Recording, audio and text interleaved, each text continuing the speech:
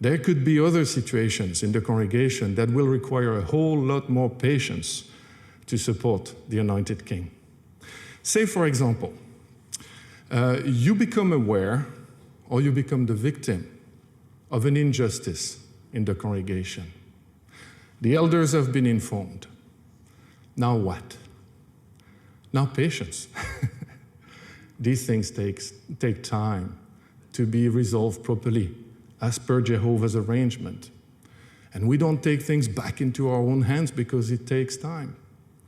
We want to give Jehovah's arrangements a chance, right? And once it's done properly, it's always for everybody's good, for the greatest good of all. Wow. Well, thank you, I guess. I mean, in many ways, this year's 2023 Exercise Patience Convention of Jehovah's Witnesses is the gift that keeps on giving, in at least just putting the cards out on the table and letting everyone see what the problems are with this organization. They're being very upfront, very transparent about their attitudes in so many areas of concern, so many legitimate areas of criticism when it comes to Jehovah's Witnesses.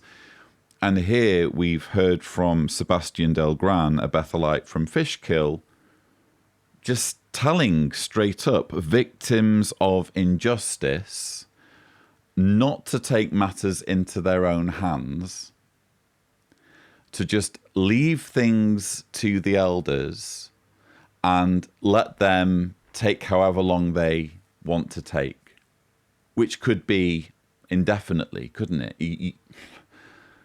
Apparently, everything needs to be done properly through the Jehovah's Witness arrangement, the internal criminal system that Jehovah's Witnesses operate.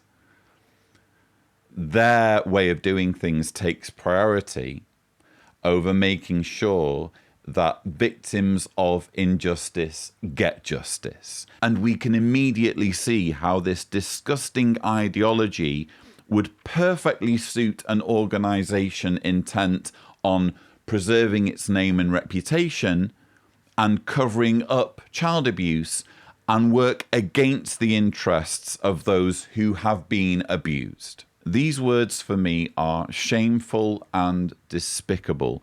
They're not just the words of some Bethelite. Sebastian Del Gran is reading from an outline here. And trust me, I've worked in a convention chairman's office where they run a convention, and each and every speaker on a convention has to have a debrief after they've given a talk, where they go before the chairman and they have a one-on-one to make sure they've delivered the outline according to what's been given to them. So these aren't just some wayward extremist thoughts by one individual. This is the organization's policy when it comes to victims of injustice. And in my view, this clip that we've just seen is right up there in terms of video evidence showing clearly why Jehovah's Witnesses have such a terrible problem when it comes to dealing with child abuse.